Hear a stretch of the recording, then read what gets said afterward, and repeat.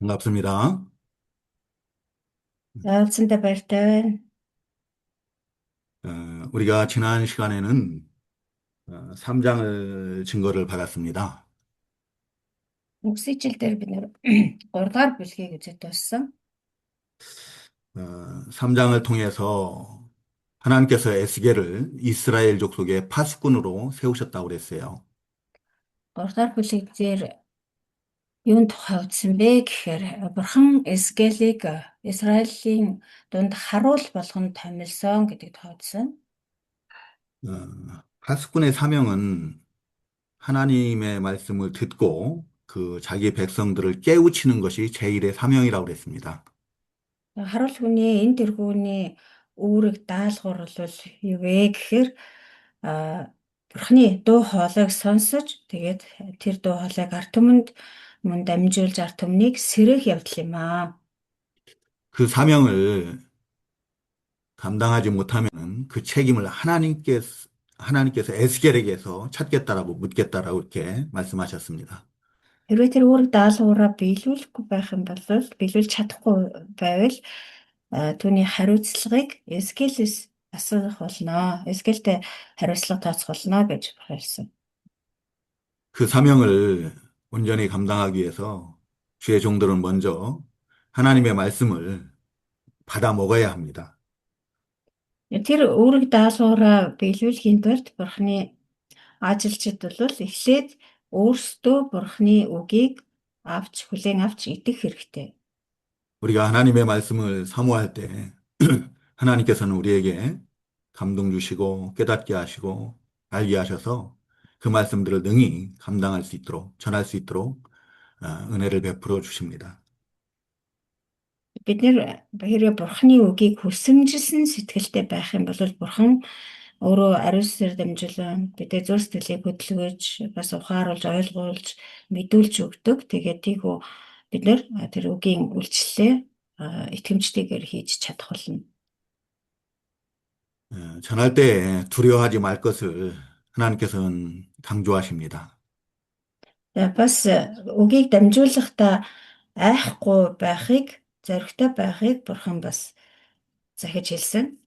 두려워하면은 하나님의 뜻을 우리가 온전히 전할 수 없기 때문입니다.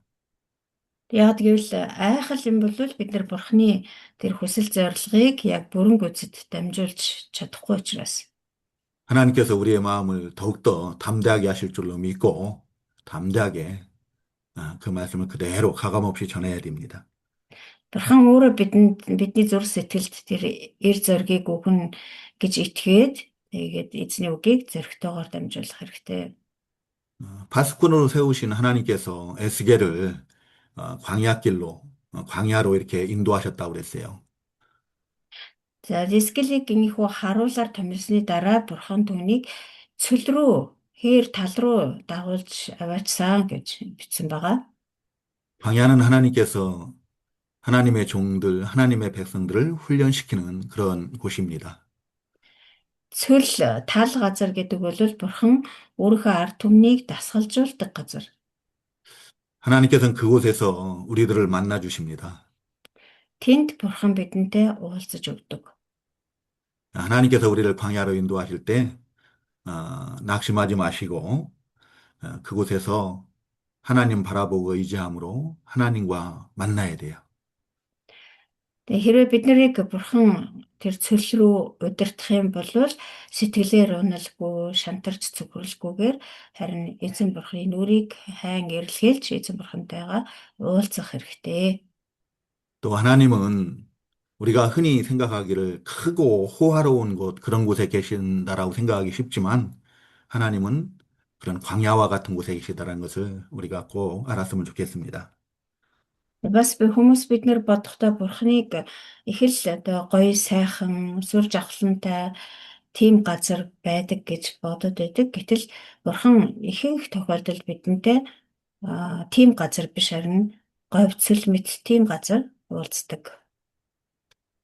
그곳에서 우리를 만나 주시고 우리를 훈련시키시고 하나님의 사람으로 온전케 세워나가십니다.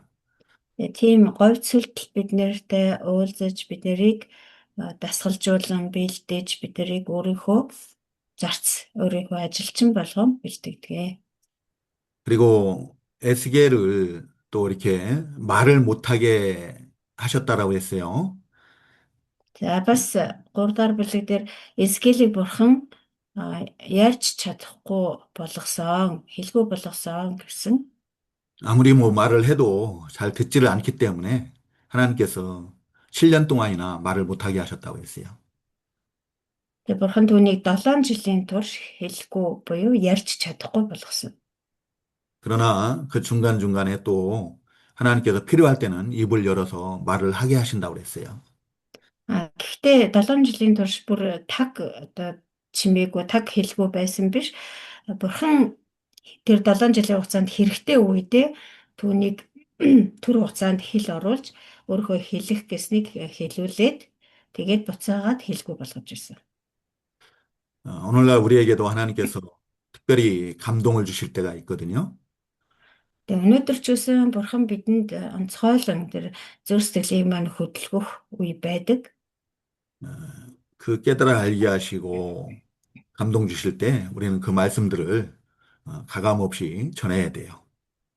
Яг тийм үед буюу бурхан бидэнд онцгой тэр мэдлэгийг, ухаарлыг өгч тэгээ бас зөв сэтгэлийг мань хөдөлгөж өгсөн тэр цагт тэр үед нь бид нар айлгүйгээр, эмээлгүйгээр тэр өгсөн үгийг нь зөрөгтэй тунхаглах хэрэгтэй юм аа. 그리고 이제 사장에서는 말 못하는 에스겔에게 상징적 행동으로 예루살렘 심판에 대해서 예언하는 그런 내용이 증거되고 있습니다. Дөрөвдүгээр бүлэг дээр болохоор скил маань одоо нөгөө ярьж чадахгүй байгаа шүү дээ. Тийм учраас ярьж чадахгүй болсных нь оронд одоо үйлдэлээр ямар нэг үйлдэлээр дамжуулан эзний үгийг тэр арт түмэнд хэлэх тухаглах тийм одоо чадварыг өгсөн байгаа. 먼저 1절에서 3절 한번 같이 읽어봤으면 좋겠어요. За эхлээд 1-ээс 3 дугаар ишлэлийг хамтдаа уншъя. Скил 4-ийн 1-ээс 3. Ураа. Одоо хүний хүү чи өөртөө нэг шавар тоосго авч өөрийнхөө өмнө тавиад түүн дээр нэгэн хотыг Иерусалимыг сийлэгтэн. Тэгээд түүний эсрэг бүслэлт байгуулж бүслэх цамхаг барьж овоолго далан босгон харангуудыг байгуулж түүнийг тойруулаад хэрэм эвдэгчийг байрлуул. Дараа нь төмөр тавгийг авч түүнийг хот ба өөрийнхөө хооронд төмөр хэрэм мэт босгож энэ хотыг бүсэлж түүнийг хүрээлж буйтай адил нүрээ түүнд чиглүүл. Израилийн гэрт өгөх тэмдэг энэ юм аа. Амен. 말 못하는 에스겔에게 토판, 곧 흙벽돌, 흙으로 만든 판이에요. 그걸 가져다가 그 위에 예루살렘을 그리라고 말씀하셨어요. За нөгөө хэлгүй болчихсон байгаа Израильд бурхан юу гэж хэлсэн бэ гэхээр чи одоо босоод шавар тоосго авч өмнөө тавиад түүн дээр Иерусалим хотыг сийлээ гэж хэлсэн байна. 그리고 2절, 3절에서는 사다리를 세우고 또 흙으로 언덕을 쌓고 뭐 진을 치고 공성들을 둘러 세우라고 이렇게 말씀하셔요. За цааш нь харах юм бол 2 дугаар эшлэл дээр бүслэлт байгуулж, цамхаг барьж, овоолго далан босгож, ухаарангуудыг байгуулж тэдгээрийгээ тэрийгэ тойруулаад хэрэм эвдэгчийг байрлуулаа гэсэн. 또 3절에서는 철판을 가져다가 철벽을 삼으라고 이렇게 말씀하셔요. 3 дахь эшлэл дээр болохоор төмөр тавг аваад түүнийгээ хот болон өөрийнхөө хооронд төмөр хэрэм мэт босгож хотыг бүсэл гэсэн. 이 말씀들은 예루살렘을 포위하는 것을 상징하는 거예요. За энэ бүх үйлдэл нь болохоор Иерусалим хотыг бүсэлж байгаа дүр төрхийг бэлэгдсэн үйлдэл байна. 앞으로 5, 6년 후면은 바벨론이 세 번째 예루살렘을 침략하고 에워싸고 이제 공격할 것을 상징적으로 보여주는 거예요. Цаашдаа 5 6 жилийн дараа Вавилон улс Иерусалим руу 3 дахь удаага довтлж орох болно. Тэгээд тэр үед ийм одоо бүслэлт байгуулж Иерусалимыг бүсэлж буулгаж авах болно гэдгийг бэлэгдсэн үйлдэл байсан. 2절의 말씀은 뭐 특별히 이렇게 설명을 안 드려도 알 수 있을 것 같은데요. 음, 예루살렘보다 더 높은 언덕을 쌓고 공격하기 위해서 또 예루살렘 성벽을 넘어가기 위해서 사다리를 세우고 또 공성태, 그 성벽을 허무는 그런 무기를 둘러 세우고 뭐 그런 말씀이죠. Хоёрдугаар ишлэгийг бол нэг тусгайлан тайлбарлаад байх шаардлага байхгүй юм шиг санагдаж байна. Ямар ч байсан тэр хотыг бүслээд цамхаг байр цамхаг гэдэг маань одоо өндөр одоо цамхаг гэсэн үг шүү дээ. Тэр Иерусалимийн ханаас бүр давсан өндөр тийм өндөр цамхаг байр гэж байна. Бас овоолго, далан босго гэж байна. Хуарангуудыг байгуул гэж байна. Бас тэр Иерусалимыг тойруулаад хэрэм эвдэгчийг байрлуул гэж байна. Хэрэм эвдэгч гэдэг нь одоо хан хэрмийг эвдэлдэг ямар нэгэн төхөөрөмж бололтой. 또 철판을 가져다 이렇게 세우라고 했는데요. 이것은 하나님과 이스라엘이 완전히 그 관계가 단절될 것을 의미하는 거예요. За 3 дугаар эшлэлдэр болохоор төмөр тавг аваад түүнийг хот ба өөрийнхөө хооронд төмөр хэрэм мэт босгоо гэсэн. Тэгэхээр тэр хотыг өөрөөсөө зааглаад тэр төмөр тавгийг ингээд хан хэрэм мэт босго гэсэн байна шүү дээ. Энэ нь болохоор Бурхан ба Израилийн ард түмний хоорондын харилцаа яг түн шиг ингэж одоо бүрэн тасарсан гэдгийг илэрхийлсэн үйлдэл юм аа. 하나님께서는 말 못하는 에스겔을 통해서 그림으로 예루살렘에 닥칠 그 환란을 보여주고 있는 거예요. Тэгэхээр бурхан үг хэлж чадахгүй басан одоо эскелээр дамжуулаад одоо ийм дүрслэл, ийм зургийн аргаар Иерусалим дээр ирэх гай зовлонг ийхүү дүрсэлж илэрхийлсэн байна. 이렇게 어떤 그림으로 상징적 행동으로 보여주시는 이유는 이스라엘 백성들이 말을 해도 듣질 않기 때문이에요. Ингэж юу бэлэгдлийн одоо ийм үйлдэлээр ийм зураг дүрслэлээр дамжуулан илэрхийлсэн нь болохоор Израильчууд хичнээн одоо яриад хилээд тийм ээ ам хэлээрээ хилээд ч сонсохгүй байсан учраас юм аа. 아예 들으려고도 하지 않아요. Бүр сонсъё гэсэн хүсэлж байгаагүй.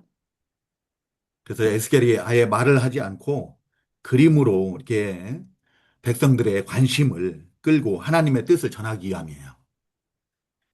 Тийм учраас Эскел одоо ярихаа болоод тэгээ оронд нь ямар нэгэн одоо үйлдэл хийх юм бол одоо сонио хачин үйлдэл хийгээд эхлэх юм бол хүмүүс энэ ч одоо юу хийгээд байна гэд гайхаад ядаж сонирхон штэ. Тэгэж хүмүүсийн сонирхлыг анхаарлыг татахын тулд Эскелээр энэ бүхнийг хийлгсэн байна. 때로는 말보다는 이런 행동으로 보여주는 것이 더 효과적일 때가 있기 때문이에요.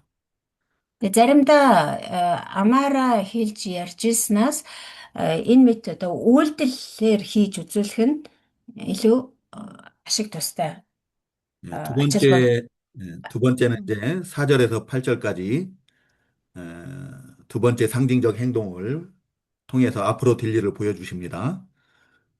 4-аас 8-аар 8절, 예. за дараа нь 4-өөс 8 дугаар ишлэл энд болохоор хоёр дахь одоо бэлэгдлийн үйлдэл байна.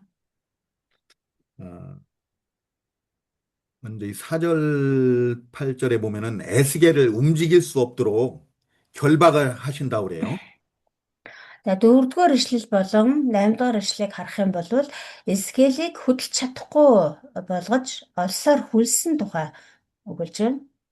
그래서 한쪽으로만 그 하나님이 정하신 그 날수만큼 한쪽으로만 눕게 하실 것을 말씀하셔요. Тэгээд бурхан өөрийнхөө одоо тогтоож өгсөн хоногийн тойгоор нэг тал руугаа харж хэвтэх хэвтгийг тушаасан байна. 먼저 4절과 5절에 보면은 이스라엘 족속의 죄악을 어, 왼쪽으로 누워서 짊어지라고 그래요. Эхлээд 4, 5 дугаар ишлэгийг харах юм бол зүүн талаараа хэвтэж Израилийн гэрийн хилэнцгийг тэр тал дээрээ тавиа гэсэн байна. 그리고 이제 그 범죄한 횟수만큼 나를 정해서 왼쪽으로만 누워 있으라고 이렇게 말씀하셔요. Тэр хажуултан хэвтэх хоногийнхоо тоогоор чи тэдний хилэнцгийг үүрнэ. Өөрөөр хэлбэл Израилийн ард түмэн тэр нүгэл хилэнцгийг үйлдсэн хоногийнх нь тоогоор яг тэр зүүн талаараа хэвтгсэн бол зүүн талаараа л яг тэр хоногийнх нь тоогоор хэвтэх үүрэгтэй болсон байна. 390일을 왼쪽으로만 이렇게 누워 있으라고 하는데요. 그 За тэгээд 390일은 390년이에요.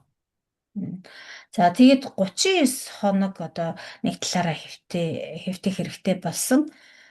Тэр нь болохоор Израилийн ард түмний хилэнцгийн жилүүдэд дүүцэлэн 390 хоногийг уучлаарай 39 гэж би сэлжлээ. 390 хоногийг би чам тоолсон гэж байна. Тэгээд тэр 390 хоног нь болохоор 390 жил гэсэн үг юм. 이 390일은 이스라엘이 범죄한 390년간의 기간을 상징하는 날이에요. Зүүн талаараа зөвхөн зүүн талаараа одоо 390 хоног хэвтэн шүү дээ. Тэр 390 хоног нь бол Израилийн ард түмний үлдсэн 390 жилийн нүгэл хилэнцгийг үрээд хэвтэж байгаа гэсэн үг. 예, 언제부터 언제까지인가, 뭐, 이제, 요거에 대한 해석이 다양하지만, 주된 해석은, 솔로몬이 성전 건축 이후부터, 예루살렘이 멸망하는 그 기간까지라고 해요. За тийм 390 хоног нь 390 хоног буюу тэр 390 жил гэдэг нь одоо хизээнээс хизээ хүртэлх тэр нүгэл хилэнцгийг хэлж байгаа юм бэ гэд бодоод үзэхээр одоо ихэнх эрдэмтэд судлаачдын саналаар бол Соломон хаан эзэнд зориулан өргөө байрсан, өөрөлдвөл Иерусалимийн сүмийг байрсан тэр үеэс ахуулаад Иерусалим бүрэн одоо суурьж нуурсан буюу мөхсөн үе хүртэлх тэдгээр он жилүүдийг хэлж байгаа гэж үздэг. 예루살렘이 바벨론 3차 침략에 의해서 멸망한 해가 주전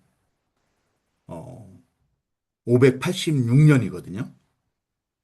Иерусалим хот Вавилоны одоо 3 дахь товтлогооноор бүрэн одоо бууж өгч мөхсөн байгаа. Тэгээ энэ нь бол манай эртний өмнөх 586 он байсан.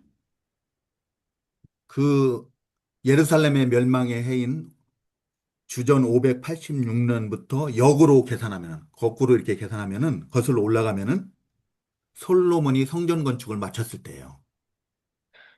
За тэгээд энэ 586 онд Иерусалим одоо бүрэн мөхсөн гэж үзээд тэгээд тэрнээсээ одоо ургуулж тоолно шүү дээ. Хойш нь ингээд юу лээ манай эртний өмнөх тоолол чинь нэмэгдээд явна гэсэн үг. Тэгэхээр 586 дээрээ 390-ийг нэмэхээр 솔로몬이 성전 건축을 마치고 난 후에 하나님 앞에 얼마나 많은 악을 행했는지는 우리가 잘 알고 있는 것입니다. тэгээд нэмээд үзэхээр юу Соломон хаан тэр эзэнт өргөөгөө бариад дуусаад тэгээд эзэнт тэрнийг өргөсөн тийм байгаа тийм ээ. Яг тэр үе дээр очтгоо. 열왕기하 11장에 보면은 2 дугаар хаад номын 11 дэх бүлгээс харах юм бол 후궁이 700명이고 첩이 300명이라고 그래요. Соломон хон юу өргөөг барьж дууссныхаа дараа тийм ч их удалгүйгээр бас маш их завхарсан тухай гарч байгаа. Тэгээд 2 дугаар хаад 11 дээр бүлгээс харах юм бол түүний одоо татвар эмснэл гэхэд 700 татвар юм байсан гэж гардаг. 그리고 그 여인들은 다 이방 여인들이에요. Тэр Яронгийн хааж 예, 열왕기하 11장. 20-р 11 дэх бүлэг. За тэгээд тэр 700 тэр татвар юм нь болохоор бүгдээрээ харь үндэстэн эмэгтэйчүүд байсан. 그 이방 여인들이 솔로몬에게 올 때 다 우상을 들여와요. Тэгээд тэр юу эмэгтэйчүүд нь болохоор Соломоны хатан болж ирэхдээ бүгдээрээ одоо тэр өөрсдийнхөө шүтдэг бурхтыг аваад ирж байгаа. 그리고 솔로몬과 백성들이 그 이방 여인들이 들여온 우상들을 숭배하게 돼요. Тэгээд Соломон болон тэр ард түмэн тэр юу харь эмэгтэйчүүдийн авчирсан тэр харийн бурхтад үйлчилдэг болсон. 그리고 그 죄로 인하여서 나라가 남과 북으로 분단이 됩니다. Тэгээд энэ одоо гэм нүглээс болоод хаант улс нь хойд өмнөд гэж задрахад хүрсэн байна. 그 기간이 바로 390년이에요. Тэгээд энэ хугацаа нь болохоор тооцоод үзэхэд 390 жилээс за энэ 2-р хаад 11-р бүлэг гэсэн энэ арай өөр байж магадгүй юм шиг байна шүү. 그 솔로몬 이후에 예루살렘이 함락되기까지 하나님의 백성들이 온갖 죄를 다 범하거든요. Тэгээ Библиэс харах юм бол Соломоныг одоо нас барсны дараа түүний дараа одоо хаан болсон хүмүүс болон арт түмэн үнэхээр одоо элдвийн тэр гэмнүгэл хилэнцгийг үлдсэн байгаа. 그리고 6절과 7절은 그 죄의 결과 40년간 하나님의 형벌을 받게 될 것을 보여주고 있습니다. 6절, 7절, 오늘 본문 6절, 7절. 1-р хаад 11-р бүлэг байна шүү. Багш 2-р хаад. 목사님 아까 그 11장은 열왕기 상이네요. 열왕기 하. 아니요, 열왕기 상이에요. 열왕기 제가 하라고 그랬죠? 열왕기 상이 제가 잘못 말씀드렸는가 보다. 네, 열왕기 상이에요. 네, 맞아요. 열왕기 상이에요. 열왕기 상 11장. 네. 열왕기 상 11장. 자, 예. 1-р хаад 11-р бүлэг. 네. 그다음에 다시 말씀해 주세요. 예. 그리고 6절과 7절, 오늘 본문 6절, 7절. 7절은 네. 그 결과, 그 죄의 결과 40년간 하나님의 형벌을 받게 될 것을 보여주는 거래요.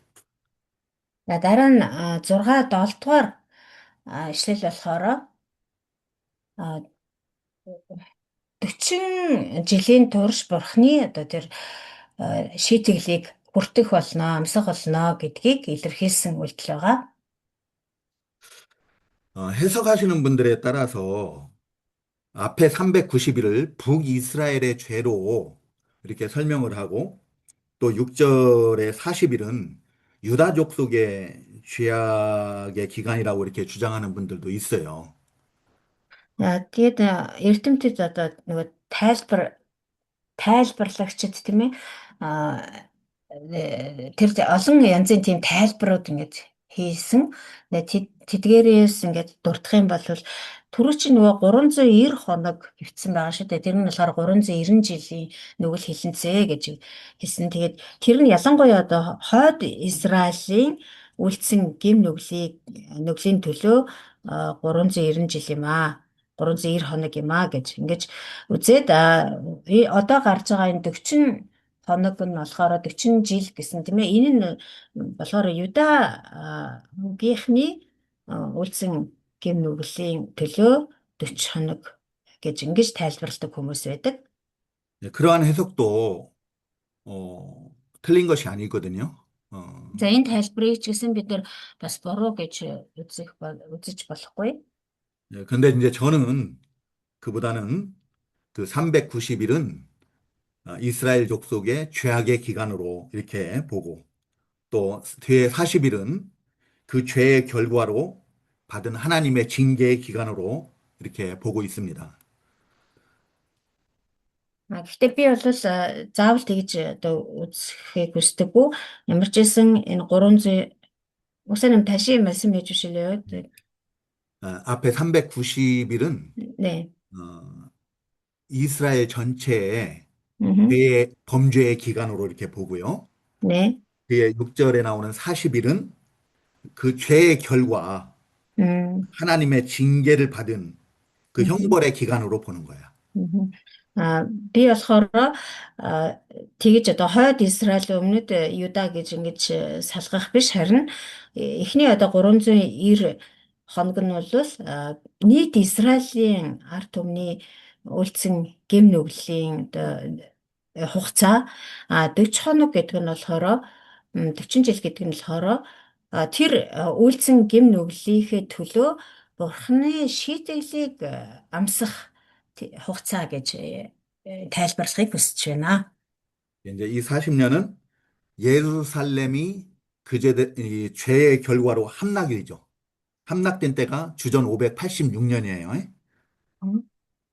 Тэгээд өөрийнхөө одоо үйлцэн гэм нүглээс болж Иерусалим одоо бууж өгсөн байгаа тийм ээ. Тэгээд тэр он нь болохоор түрүү хэлсэн 586 гэж. 그 함락되고 이제 다시 1차 하나님의 백성들이 예루살렘으로 귀환한 1차 때가 주전 537년이에요. Тэгээд 537 예, 예. тэгээд ингэж Иерусалим ингэж мөхсний дараа эхний ээлжний олцлогдохсод нутаг руугаа буцсан тэр он нь болохоор манай эртний өмнөх 537 он байна.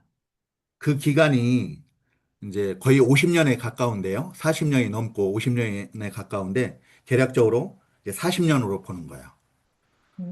Тэгэхээр энэ хугацаа болохоор нэг 49 жил юм уу да тийм ээ бараг л 50 жил гэхдээ яг хав 40 жил ойролцоогоор 40 жил гэж үзээд тэгээд энэ одоо 40 жилийн хугацааг тэр гэм нүглийнхээ одоо шийтгэлийг амжсан үе гэж үзэж байгаа юм байна. 예레미야가 주장한 그 70년 포로 생활은 1차 포로로 잡혀가서 1차 포로 귀환 때까지를 가리키는 거예요. Нөгөө 70 жил гэд байгаа гэдэг штэ цөллөгт 70 жил болсон 70 жил цөллөгцсөн гэд. Тэр нь болохоор Иремиягийн одоо хэлсэн иш үзүүлэлтээс улбаатай. Тэгээд Иремиягийн тэр хэлсэн 70 жил гэдэг бол хамгийн эхний ээлжний хүмүүс цөллөгт явсан тэр үеэс эхний ээлжний хүмүүс цөллөгөөс буцаж ирсэн тэр хоёрын хоорондох хугацааг гэдэг тоолоод тооцоод үзэх юм бол багцаагаар 70 жил болдог байна. 1차 포로로 잡혀갈 때가 주전 605년이에요. Тэгэхээр хамгийн эхний хүмүүс хизээ цөллөгт явсан юм бэ гэхээр одоо Вавилоны одоо эхний довтлогоо бол манай 605 он. Тэгэхээр 605 онд эхний хүмүүс цөллөгдөж явсан байна. Алцлагдаж явсан. 그 기간이 거의 70년 이렇게 되네요. За тэгээд 605 он. За тэгээд эхний ээлжний хүмүүс одоо нөгөө цөллөгөөсөө буцаж ирсэн гэхээр чинь энэ одоо яг тоолоод үзэх юм бол 68 жил болж байна л да. Тэгэхээр ойролцоогоор 70 жил гэсэн үг. Тэгэхээр энэ бол ер нь багцаагаар таарч байгаа маа. 좀 이해를 돕기 위해서 이걸 좀 알아두면 좋을 것 같아서 한번 좀 메모를 하셨으면 좋겠어요. Тэгэхээр энэ нөгөө тоонууд тэгээд энэ одоо жилүүдийг ингээд тооцох тал дээр бас та нарыг зөв ойлголттой байгаасай гэсэн үднээс ингэж нэг бүрсэн тайлбарлаж хэлж байгаа. Тэгээд энэ тооцооллуудыг та бүхэн бас бичиж тэмдэглээд авал цаашдаа бас хэрэг болно. 바벨론 1차 침략 그리고 포로로 끌려간 때가 주전 605년이고요. Дахиад хэлээ. Вавилоны анхны довтлогоо, нэгдэх довтлогоо болон нэгдэх одоо цөллөг 이때 우리가 잘 эхний 아는, цэрлэг энэ болохоор 600 манай эртний 605 он. 이때 우리가 잘 아는 다니엘과 그의 친구들이 포로로 1차로 끌려갑니다. За энэ үед бидний сайн мэдих Даниэл болон түүний гурван найз гэх мэтчлэн хүмүүс одоо хамгийн ихний ээлжинд олцлогдоод явсан байгаа. 그리고 바벨론의 2차 침략은 주전 597년이에요. За дараа нь болохоор Вавилоны 2 дахь довтлого нь манай нэмэх 597. 이때 에스겔이 포로로 잡혀가요. За энэ үед болохоор манай Эскел болон бусад хүмүүс олцлогдож явсан. 그리고 바벨론 3차 침략 주전 586년입니다. 이때 예루살렘이 이스라엘이 아주 멸망하는 거예요. За дараагийнх нь болохоор 3 дахь давталгаа нь бол манай нэмэх 586 онд Вавилон 3 дахь удаага Иерусалимыг бүсэлж бүрэн буулгаж авсан байгаа. Тэгээд энэ үе Израиль буюу одоо Иерусалим буюу Израиль бүрэнсэн мөхсөн гэж үздэг. 그리고 1차 기화는 포로 1차 기화는 주전 537년이에요. 537 он. 예. За тэгээд тэрний дараа одоо эргэн ирэлт олцлогд цөллөгөөс эргэж ирсэн тийм ээ. Энэ нь болохоор хамгийн ихний эргэн ирэлт нь бол манай нэг 537. 이때 스룹바벨과 함께 5만 명이 귀국을 합니다.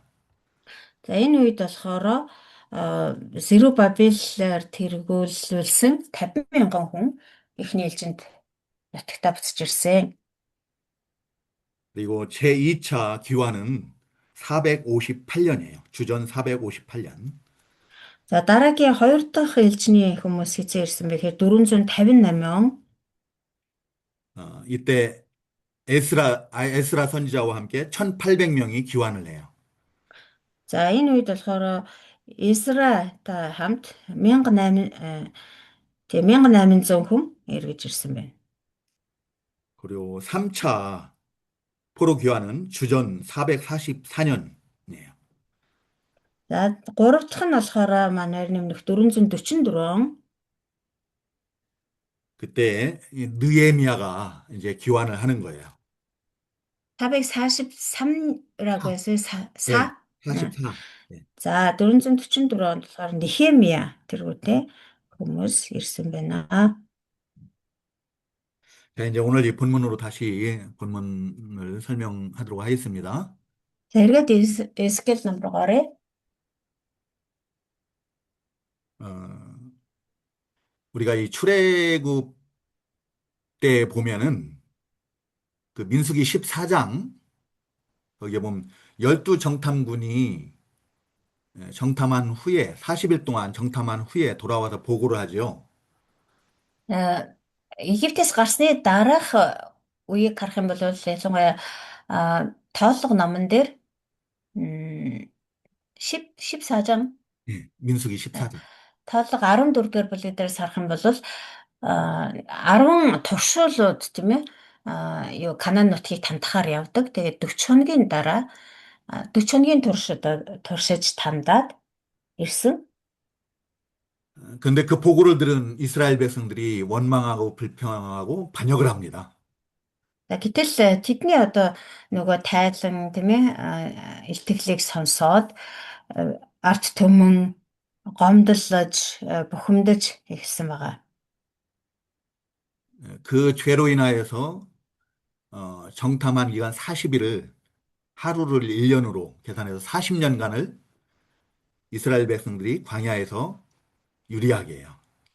За тэгээд тэдний одоо бурхны эсрэг гомдлсон энэ гим нүглийнхэн төлөө бурхан нэг тэр 40 хоногийн нэг хоногийг нь нэг жилээр дүүцүүлээд тэгээд 40 жилийн турш тэднийг цөлөөр явуулсан байгаа. 그리고 그 출애굽 1세대들이 그 40년 동안에 다 광야에서 죽습니다. За тэгээд тэр хугацаанд тэр 40 жил говь цөлөөр тэнүүчилж явах тэр хугацаанд Египтээс гарсан одоо эхний үеийнхэн буюу одоо Ахмад үеийнхэн нь бол бүгдээрээ шахуу насварж нас барсан. 곧 오늘 이 본문에서 말하는 그 40년은 한 세대를 가리키는 거예요. 그때와 같이 출애굽 때 그 40년 광야 유리하다가 한 세대가 출애굽 1세대가 다 죽은 것처럼 한 세대를 가리켜요. Тэгэхээр өнөөдөр энд гарч байгаа 40 хоног гэдэг бол яг л тэр Египтээс гараад тэнүүчилж амьдарсан тэр 40 жилийн хугацаанд нэгэн үеийнхэн гэдэг устдаж тийм ээ нас барж үгүй болсонтой адилхан энд гарч байгаа 40 хоногч гэсэн нэгэн цаг үеийг нэг үеийг илэрхийлж байгаамаа. 390년간의 범죄로 인해서 한 세대를 상징하는 그 기간, 40년간 바벨론의 포로로 끌려가서 형벌을 받게 될 것을 의미하는 거예요. За тэгэхээр нэг ясандаа 390 жилийн турш үйлдсэн дээр нүгэл хилэнцгийнхээ төлөө түүнийхээ одоо үр дагавраар тэр бурхны буулгасан шийтгэлийг 40 жил буюу нэгэн үеийн туршид эдлэх болно гэдгийг ийхүү бэлэгдэж харуулсан байна. 또 이 40년이라는 숫자는 하나님께서 그 기간을 정함으로 말미암아서 40년이 지나면은 회복시켜 줄 것을 의미하는 거거든요. За бас энэ 40 хоног биш ээ 40 хоног буюу 40 жил гэсэн энэ хугацааг бол бурхан өөрөө товлсон гэж байна тийм ээ. Тэгэхээр энэ бурхан товлсон байна гэдэг чинь энэ 40 жил буюу 40 хоног дууссаны дараа бурхан эргээд анхныхан дээр байдал руу сэргээж өгөх болно. Буцаан дахин сэргээж өгөх болно гэдгийг илэрхийлж байгаа. 하나님께서 구원의 소망을 갖고 견딜 수 있도록 기간을 정해 주신 거예요. Бурхан тэгээ авралын тийм одоо хүсэл найдвар тийгээсээ тэгээд тэр шийтгэлийг шүүлтийг тэсвэрлэж даваасай гэсэндээ ийхүү тогтоож товлож өгсөн байна. 이스라엘 백성들이 솔로몬 이후에 범죄한 기간이 390년이라고 그랬어요. Израилийн ард түмэн Соломоноос хойш нүгэл үлдсэн хугацаа нь 390 жилээ гэсэн байгаа тийм ээ. 하나님께서는 그 기간에 하나님의 종들을 부지런히 보내셔서 이스라엘 백성들로 하여금 돌이키게 하셨어요. Энэ хугацаанд бурхан зүгээр байгаагүй өөрийнхөө зарц нарыг уйгахгүй явуулж тэгээд арт түмэнд өөрийнхөө үгийг дамжуулуулж арт түмнийг гимшгэлд уриалж байсан. 그렇지만 돌이키지 않기 때문에 결국에는 40년간 형벌을 받게 되는 거죠. Гэвч эцээцээс арт түмэн гимшиж эргээгүй учраас эцэстээ одоо тэр шийтгэлийг бүртгэсээр аргагүй болж байгаамаа. 우리가 이 말씀을 통해서 하나님이 얼마나 자기 백성들을 사랑하시고 오래 참으시는지를 우리가 알 수가 있어요. Тэгээ үүнээс бид нар юг харж болох вэ гэхээр бурхан өөрийнхөө ард түмэнд ямар их хайртай бас ямар их төвчж хүлээдэг юм бэ гэдгийг бид нар харж байна. 우리 하나님은 베드로후서 3장 8절 9절에 보면은 하루를 천년같이 천년을 하루같이 오래 참으시는 하나님이시라고 그래요. Петрусаа самжин 베드로후서 3장 8절 9절. 2-р Петр 3-ын 8-9 эшлэгийг харах юм бол бурхан бол биднийг төвчин хүлээдэг. Тэгээд нэг өдрийг мянган жилийг нэг өдөр мэт тооцсон хүлээдэг гэсэн байна.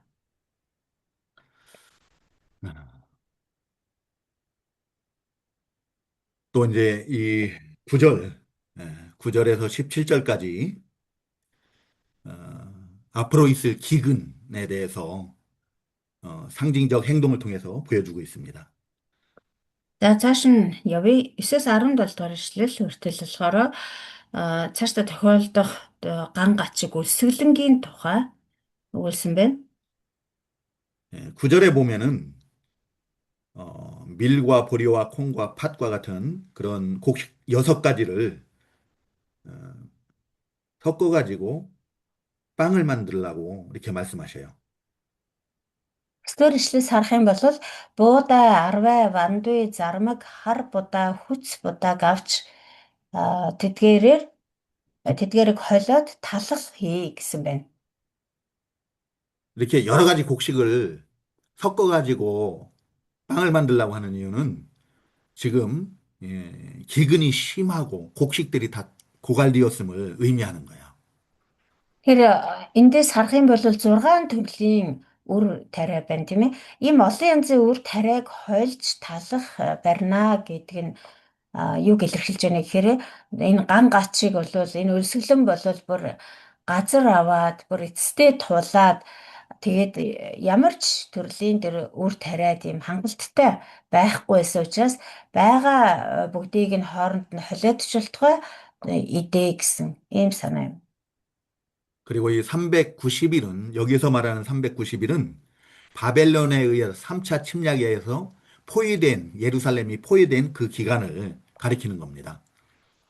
За энд гарчаа 390 хоног гэж байна тийм ээ. Энэ 390 хоног нь болохоор 390 хоногийн турш түүнийг идэх ёстой гэж байна. Тэгээд энэ нь болохоор энэ 3 дахь Вавилоны 3 дахь тогтолцооны үеэр нөгөө Иерусалимыг бүсэлсэн гэдэг байгаа шүү дээ тийм. Бүслэн гэдэг түрүүн бэлэгдлэр харуулсан.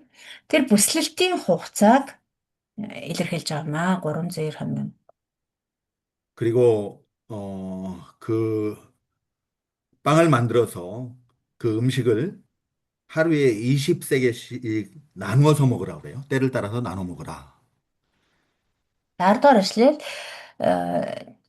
тэр барьсан талхаа хоногт 20 шикел байхаар тооцож идэ гэсэн байна. Тэгэд үүнийг өдөр бүр яг цагт нь идэх ёстой гэсэн. 그 20세겔은 228g 정도 된다고 그래요. Энэ 20 шикел гэдэг нь болохоор ойролцоогоор 228 грамм орчим болдог. 228g이면은 성인 한 사람의 한 끼 식사라도 부족한 양이거든요.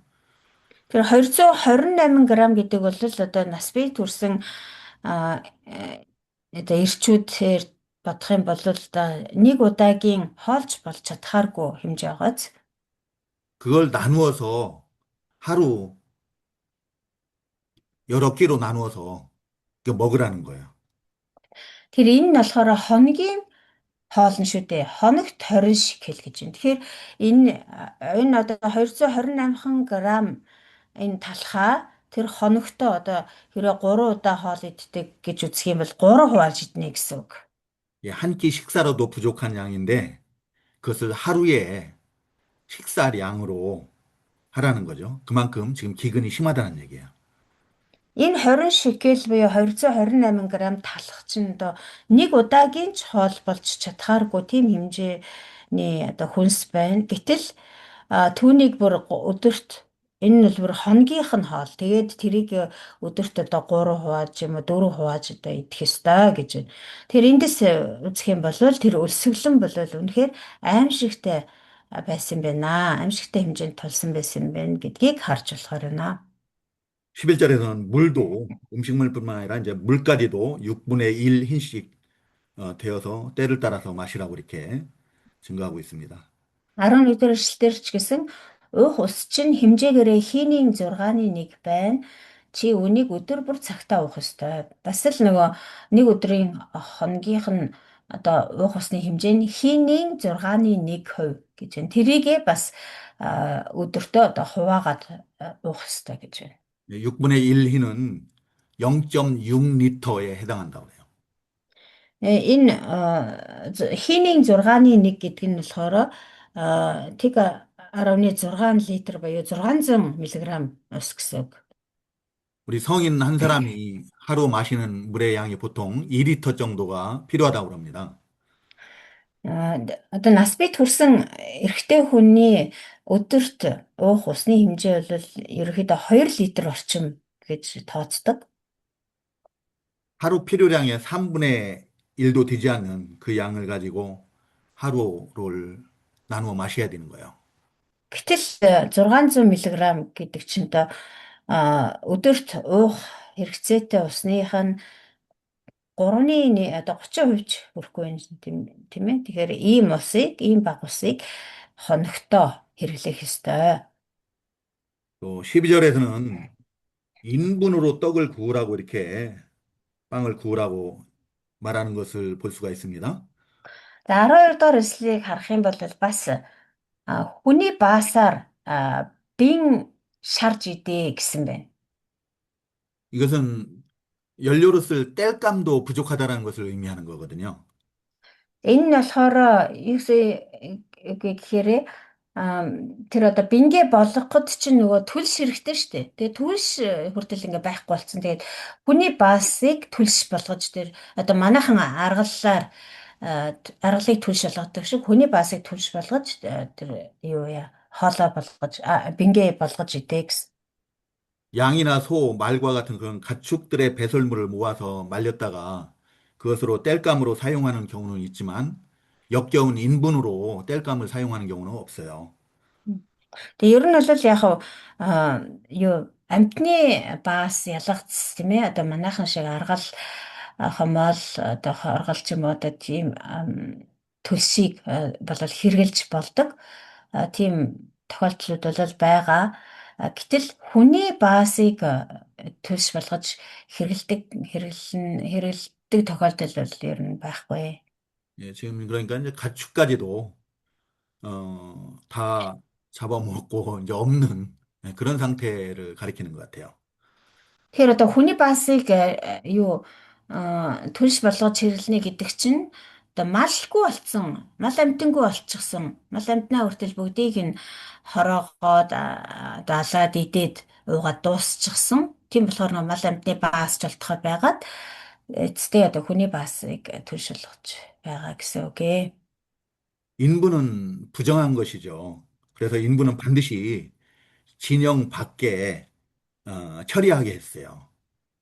Тэг хүний баас гэдэг бол одоо бузар зүйл гэж тооцогддог. Тийм учраас хүний баас ялгцыг бол тэр хот болон хүрээ тэр хооронгийнхаа гадна аваачиж, хол аваачиж асуудаг, хайдаг байсан. 그런데 인분으로 떡을 구워 먹으라고 하는 것은 앞으로 포로로 끌려가서 부정한 음식을 먹게 될 것을 의미하는 것이라는 거예요. 13절은 그렇게 얘기하고 있습니다. За тэгээд 13 дугаар ишлээс ч гэсэн харахад одоо тэгээд хүний баасыг төлж болгож тэн дээр хоолундаа болгож идэхэд хүрнэ гэдэг бол Израилийн үгүүд одоо бузар хүнсийг хүртэл идэхэд хүртлээ тэгж дороодох болно гэдгийг илэрхийлж байгаа.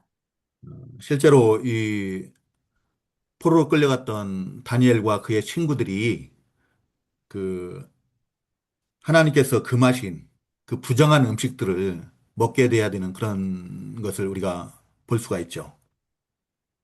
Тэгээ бузар хүнс гэдэг бол заавал одоо тэр хүний баас мас гэсэн одоо тийм биш байлаач гэсэн Даниэлийн тохиолдлыг аваад үзэх юм бол тэр Вавилоны хааны ордонд тэгээд хааны иддэг идэ ундаанаас тэдэнд өгсөн шүү дээ гэхэд тэр идэ ундаан хүртэл одоо бузар хүнс гэж сэжиглээд манай одоо Даниэл болон түүний найз нар идээгүй бид нар бол энэ бузар хүнснээс идэхгүй зөвхөн одоо ногоо идэх болно гэдэг ингээд татгалцсан байгаа тий.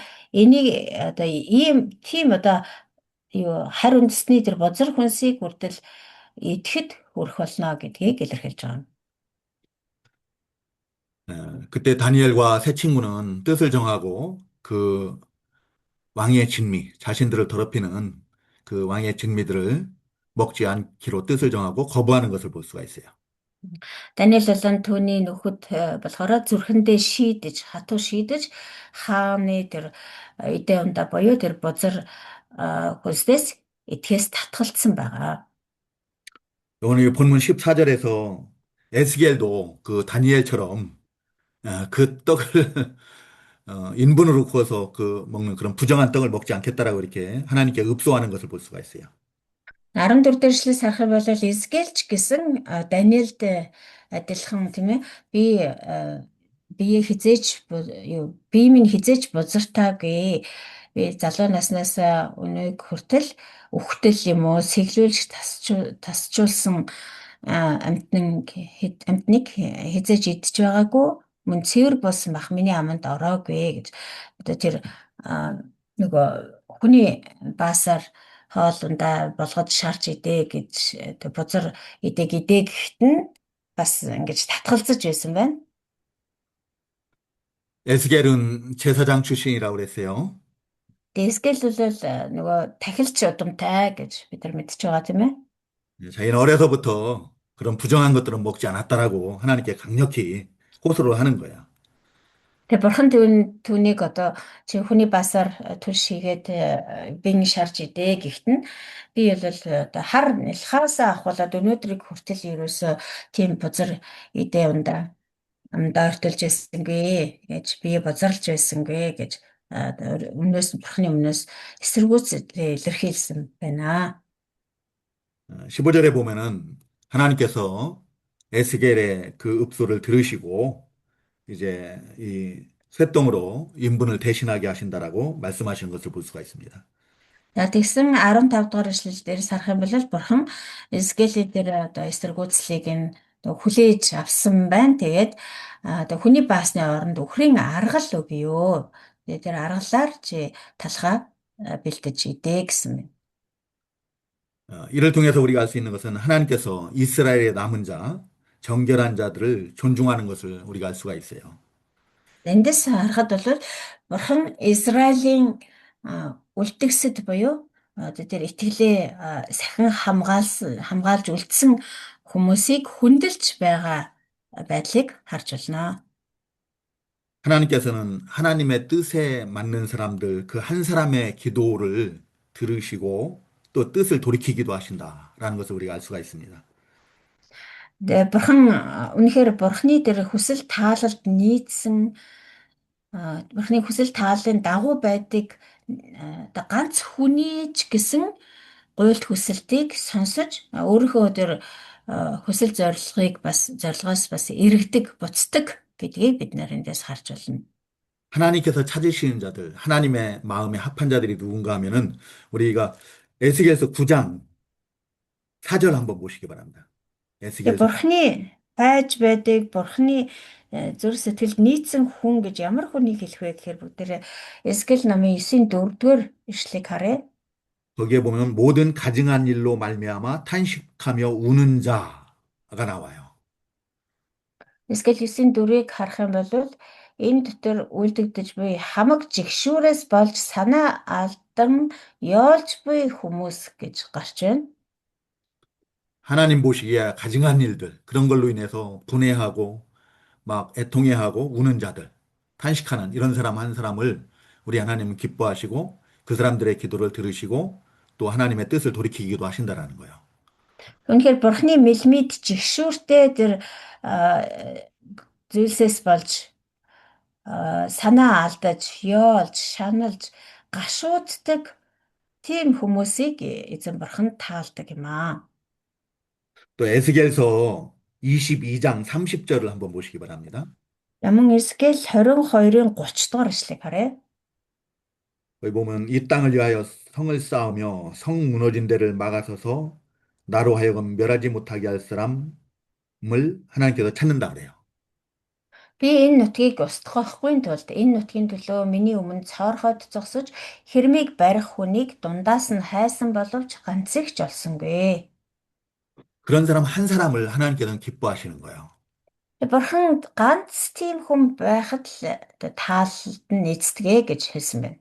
그 한 사람을 위해서 하나님께서는 멸하시려는 하나님의 뜻을 돌이킬 수도 있어요.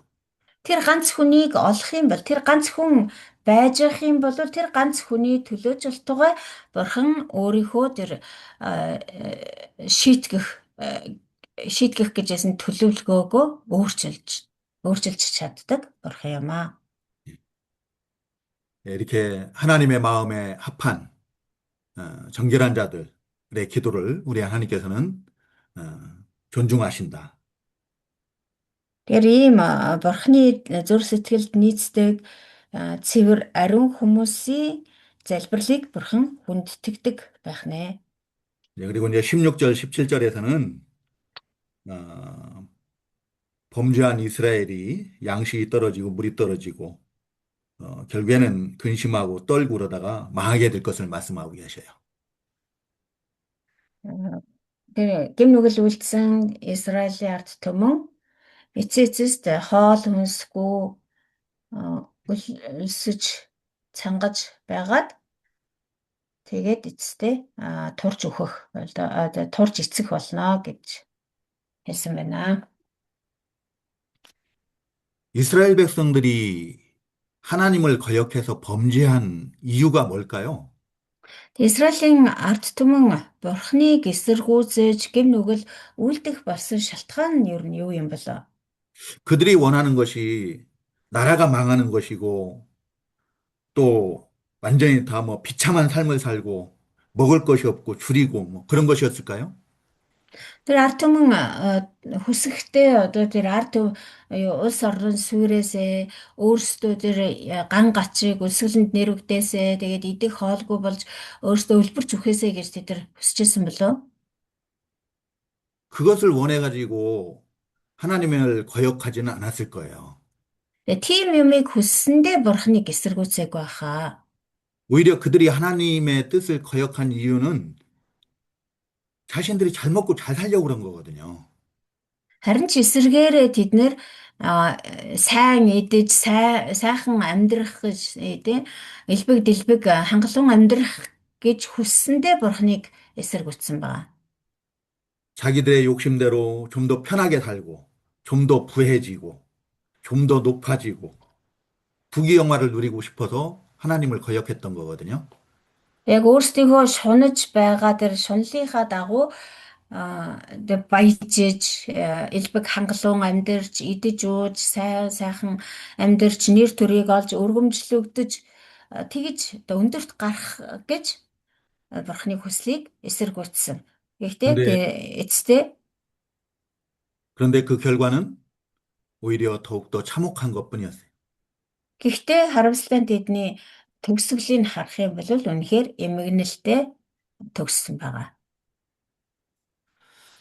우리가 오늘 이 말씀을 통해서 우리가 이런 교훈들을 좀 받았으면 좋겠어요. 내가 잘 Энэ 먹고 잘 살려고 부귀영화를 누리려고 하나님을 거역하다 보면은 오히려 더 많은 사람들이 나로 인해서 어려움을 당하는 거예요. Эндээс бид нар энэ сургамжийг авбал их сайн байна. Хэрвээ би одоо өөрийнхөө шунлаар өөрийнхөө хүслээр илүү баяжих гэж, илүү өндөрт гарах гэж, илүү нэр төрийг олж авах гэж, илүү сайн сайхан элбэг хангалуун амьдрах гэж шунах юм бол энэ бүхний төгсгөл нь бол үнэхээр эмгэнэлтэй байх болно. Тэгээ надаас болж миний эргэн тойрны олон хүмүүс зовх болно гэдгийг санаж явах хэрэгтэй. 예, 이제 쉬었다가 10분 쉬었다가 다시 5장 시작하도록 하겠습니다. За 10 минут завсарлаад 5 дахь бүлэг рүү орё. Эхлээд 5 자, дахь бүлгээ судалцгаая. 이제 5장 1절부터 4절까지는 네 번째 에스겔 선자를 통해서 보여준 네 번째 상징적 행동 등이에요. За 5 дахь бүлгийн 1-ээс 4 дугаар ишлэл болохоор Эсгэл иш үзүүлэгчээр дамжуулан үзүүлсэн 4 дахь бэлэгдлийн үйлдэл. 말 못하는 에스겔을 통해서 첫 번째 행했던 상징적 행동이 토판에 예루살렘을 에워싸고 포위하는 그런 그림을 그리라고 한 거죠. За тэгэхээр хамгийн ихний бэлэгдлийн үйлдэл нь юу байлаа? Нөгөө төмөр биш тоосго аваад тийм ээ шавар тоосгон дээр Иерусалимыг сийлээд тэгээд түүнийг одоо бүсэлж байгаа мэт дүрсэлж үзүүлээ гэсэн. Тэр нь бол нэгдэх бэлэгдлийн үйлдэл нь. 두 번째는 이스라엘의 죄악의 날만큼 줄로 동여매고 한쪽으로만 누워 있어야 될 것을 상징적으로 이렇게 보여줬다고 그랬어요. За хоёр дахь нь болохоор нөгөө Израилийн үйлдсэн хилэнцгийн тоогоор нэг тал руугаа харж өвтөх байсан. 그리고 세 번째는 여러 가지 곡식으로 섞어서 빵을 만들어 먹을 만큼 기근이 심할 것을 이렇게 보여주셨다고 그랬어요. За, гурав дахь нь болохоор нөгөө талах янз бүрийн тэр нөгөө тариа будаагаар үр тариагаар талах барьж идэ гэсэн тий. Тэгээд тэр нь болохоор тухгүй одоо Израилийн дээр ирэх тэр гайхамшиг буюу өлсгөлөнг илэрхийлж байгаа. 그리고 이제 1절에 오늘 이 본문 1절 5장 1절 4절 1절에 4절에서는 에스겔로 하여금 머리털과 수염을 깎으라고 그래요. За, одоо дөрөв дэх бэлтгэлийн үйлдэл нь болохоор энэ 5-ын 1-ээс 4 дээр гарч байна. Нэгдүгээр ишлээс харах юм бол хурц давч өсчний тонгорог болгож толгой сахлаа шудраг хус гэсэн байна.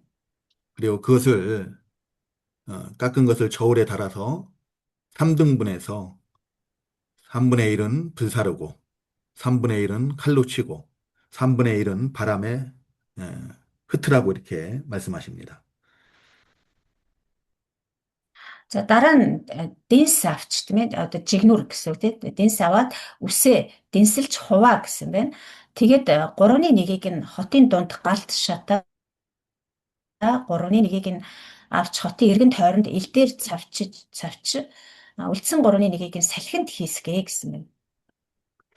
에스겔은 제사장 가문의 후손이거든요. 그래서 머리털이나 수염을 밀어서는 안 돼요. Эсгэл болохоор тахилчийн удам гэсэн шүү дээ. Тийм болохоор тахилч хүн бол энэ үсээ хусаж, сахлаа хусаж болдоггүй. 레위기 21장 5절에 보면은 레위기 21장 5절에 보면 제사장들은 머리털을 Тэр намын 20 깎지 말라. 또 수염을 깎지 말라 그래요. 21-ийн 5-ыг харах юм бол толгоогоо халзалж хусах, сахлынхаа үзүүрийг тайрах, бие махбод дээр аливаа зүсэлтийг хийх ёсгүй гэсэн мэт. 그럼에도 에스겔에게 머리털과 수염을 밀라고 하신 까닭은 나라가 망할 것을 상징하는 거예요. За, энэ Леви номон дээр болохоор ингээд заагаад өгсөн тушаасан байдлаа Израилийг болохоор 이미 энд толгойнхоо үсийг сахлаа ингээ хусаа гэдэг нь болохоор юу энэ улс баруун сверх болно, мөнх болно гэдгийг 나라가 хэлж байгаа. 망하고 수치를 당하고 애국하게 될 것을 의미하는 겁니다. Улс орн нь мөхөж, сүйрж, ичгүүр, гутамшиг болж тарж бутарнаа, мөхнөө гэдгийг илэрхийлж байгаа. 그리고 민 머리털과 수염을 저울에 달아서 3등분해서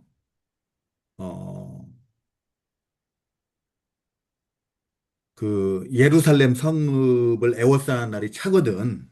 어떻게 하라고 그러죠? За, тэгэд бас бүсэлтийн өдрүүд гүйцэхэд 3-1-ийг нь яа гэсэн юм. 예루살렘 성읍을 에워싸는 날이 차거든이란 이 말은 예루살렘 성읍이 포위되고 결국에는 함락되거든 이런 말이에요. Энэ бүсэлтийн өдрүүд гүйцэхэд гэдэг нь болохоор тэр нөгөө одоо бүсэлж дуусаад тэгээд нөгөө одоо цаашдаа юу тэсэж чадахгүй болоод бууж өгнө шүү дээ тийм ээ. Тэр өдөр ирэхэд гэсэн үг. 그리고 3분의 1은 성읍 안에서 불사르고 3분의 1은 성읍 사방에서 칼로 치고 3분의 1은 바람에 흩으라고 했는데요. 이거에 대한 해석은 뒤에 12절에서 증거하고 있어요.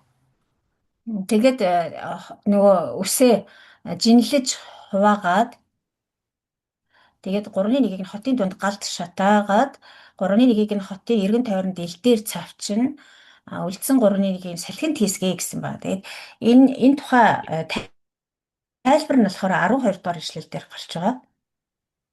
12절에서 3분의 1은 전염병과 기근으로 멸망할 것이다. 라고 이렇게 말씀하시고요. 또, За 12-аас харах юм бол 3-ны эхний 3-ны нэг нь биш ээ. 3-ны нэг чинь гай гамшигаар үхэж эсвэл дунд чинь өлсгөлөнгөөр мөхнө гэж хэлсэн байна. 또 3분의 1은 사방의 칼에 엎드러질 것이다. 전쟁에 의해서 칼로 죽임당할 것을 의미하는 거예요. За нөгөө өснийхээ 3-ны нэгийг хотын эргэн тойронд ингээл дээр завчаа гэсэн шүү дээ. Тэгсэн энэ тайлбар нь болохоор 3-ны нэг нь эргэн тойронд чинь элтэнд унах болно гэсэн юм байна. 또 3분의 1은 사방에 흩어버린다고 했는데 이것은 전쟁 포로가 돼서 사방으로 끌려갈 것을 의미하는 거예요. За 3-ны нэгийг нь би зөв бүрд тарааж тэдний араас илт сугалнаа гэсэн мэт. Энэ болохоор нөгөө хамгийн сүүлийн 3-ны нэг үсээ болохоор тэр хотын эргэнд биш юу салхинд хийсгий гэсэн тийм ээ. Тэгээ тэр нь болохоор бурхан тэр харь үндэстнүүд рүү Израилийг тарааж олзлогдож цөллөгт явахад хүргэнэ гэдгийг илэрхийлж байгаа. 이제 그들을 또한 사방으로 흩어진 자들을 따라가서 또 칼로 칠 것이다라고 이렇게 말씀하십니다. Тэгээ тэдний араас нь бас бурхан илдээ суулсан гэсэн байна. 그리고 이 3절에 보면은 너는 터럭 중에서 조금을 내 옷자락에 싸고 이렇게 얘기해요. Тэгээ цөллөгт явуулаа зогсохгүй тэдний араас бас илдээ далайн тэднийг бас мөрдөж мөшгөх болно гэсэн байна. За 3 дахь ажил мөн тэднээс цөөн хэдийг авч нөмргийнхөө хормойд ууя. 이 터럭 중에서 조금을 옷자락에 싼 사람들은 하나님의 심판의 때에 남은 자들을 가리켜요. За цөөн хэдийг авч нөмргийнхөө хормойд ууя гэх нь тэр нөгөө үсийг нь хэлж байгаа тий. Тэгээ энэ нь болохоор тэр аимшигтай гай гамшигын дунд ч гэсэн тэр нөмргийн хормойд уягдж үлдсэн цөөхөн хэдэн үстэй адилхан 하나- тийм цөөхөн хүмүүс үлдэх болно гэдгийг хэлж байгаа. 그 하나님의 구원 역사를 이루어 나가기 위해서 하나님께서 택하시고 남겨둔 자들이에요. Энэ цөөхөн хүмүүс нь болохоор бурхан өөрийнхөө авралын ажлыг гүйцэлдүүлэхийн тулд одоо бүгдийг нь устгаад байхгүй болгочих болохгүй тийм учраас авралынх нь ажлын төлөө бурханд сонгогдож үлдсэн цөөн үлдгэсдийг хэлж байгаа юм. 예, 하나님의 남은 자들은 그 하나님의 그 심판을 통해서 징벌을 통해서 자신과 조상들의 죄를 깨닫고 하나님께로 돌이킨 자들이에요. Энэ цөөхөн үлдсэн хүмүүс гэдэг нь цөөхөн үлдгэсэд гэдэг нь л бурханы тэр шийтгэлийг хараад өөрийнхөө ард түмний мөн өвөг дээдсийнхээ үлдсэн гэм нүглийг ойлгож ухаарж гэмшээд эзэн бурхан руу эргэж иргэсэд юм аа. 그래서 더 이상 지금까지 의지했던 것들을 의지하지 않고 진실하게 하나님만 바라보고 의지하는 자들이다. Өнөөдрийг хүртэл итгэж, найдаж, түшиж тулж исэн бүхнээ хаяад зөвхөн эзэн бурхандаа итгэж, найдаж, түүнийг түшиж тулахаар эзэн бурхан руугаа эргэж иргэсэд юм аа. 뭐 우리가 잘 아는 다니엘과 같은 사람입니다. 대표적인 인물이 바로 다니엘 같은 사람이죠. Бидний сайн мэдих Даниэл бол хамгийн гол төлөөлөл байна тийм ээ. 참고로 우리 이사야서 10장 20절을 한번 좀 봤으면 좋겠어요. 이사야서 10장 20절. За бүгд Исая намын 10-ийн 20 дугаар ишлэлийг асаарай.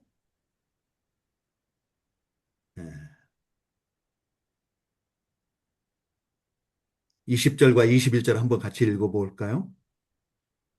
За хамтдаа уншия. Тэр өдөр Израилийн үлдгэсэд Яаковын гэрийнхний амь хэлтрэгсэд өөрсдийг нь цогсон нэгнийг түшгэ болоод харин эзэнд Израилийн ариун нэгэнд үннээсээ найднаа. 예. 이 남은 자들이에요. 이 남은 자들은 하나님께로 피한 자들, 다시는 자기를 친 자를 의지하지 않는다 그래요. За эдгээр бол одоо нөгөө үлдгэсэд юм аа. Тэгээ үлдгэсэд бол урд нь түшиж тулж исэн тэр бүхний орхиод зөвхөн эзэн бурхандаа найдаж түшгэлдэг хүмүүс юм. 이스라엘 백성들이 지금까지 하나님보다 이웃의 강한 나라들을 의지했거든요. Израилийн ард түмэн энэ хүртэл хүчит одоо хүчрхэг улс гүрнүүдэд найдаж түшиглэж байсан. 아수르나 바벨론이나 애국과 같은 그런 나라들을 의지했어요. Жишээлбэл одоо Асир, Египт гэх мэтчлэн тийм хүчрхэг улс гүрнүүдэд их итгэж найдаж түшиглэж байсан байна. 예, 근데 하나님께서는 오히려 그 의지한 자들을 들어서 하나님의 백성들을 치시는 거예요. 심판하시는 거예요. Гэтэл Бурхан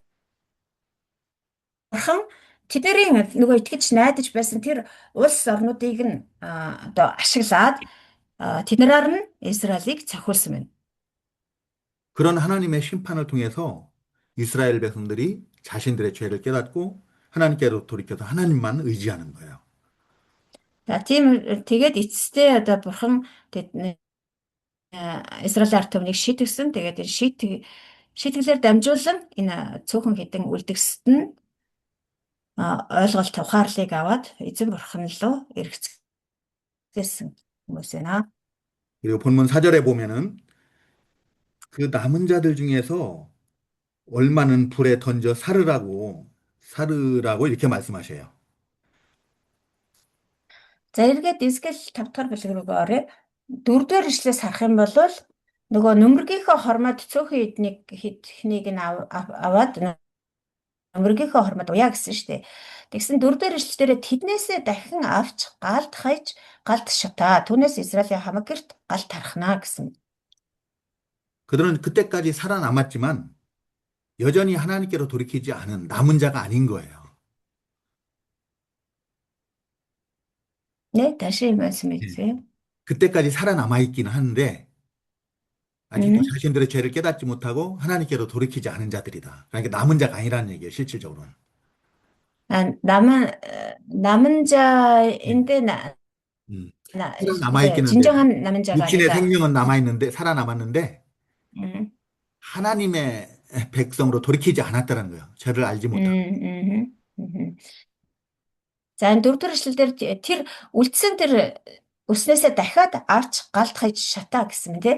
Эндээс харах юм бол тэр үлдгэсэд цөөхөн гэдэг үлдгэсэд дунд бас яг жинхнээсээ үлдгэсэд жинхнээсээ одоо үлдсэн хүн бас одоо нэг юмдээ. Жинхнээсээ үлдээгүй хүн зөвхөн бие махбод нь л одоо амьд үлдсэн байгаа боловч зүрх сэтгэл нь яг эзэн бурхан руугаа эргээгүй, жигнэсээ эргээгүй тийм хүмүүс бас тэр үлдгэсэд дотор байсан. 그리고 4절 그 하반절에 보면은 그 속에서 불이 이스라엘 온 족속에게로 나오리라라고 말하고 있습니다. Дөрвийн төгсгөлд түүнээс Израилийн хамаг гэрт гал тархнаа гэсэн байна. 이 말씀은 예루살렘에서 시작한 하나님의 심판이 온 이스라엘 족속에게 미치게 될 것을 의미하는 거예요. Энэ нь юу илэрхийлж байгаа гэхээр Иерусалимаас эхэлсэн бурхны тэр шийтгэлийн гал нь бүх Израилийг хамах болно. Бүх 심지어, Израильд тархах болно гэдгийг илэрхийлж байгаа. 심지어 에스겔처럼 이방의 포로로 끌려간 자들에게까지도 그런 화가 미칠 것을 말씀하시는 거예요. Тэр ч бүхэл Эзекиэл шиг тэр харь газарт цөлөгтчихсэн байгаа тэр Израильчуудад ч гэсэн бурхны уур хилэн хүрэх болно гэдгийг илэрхийлж байгаа.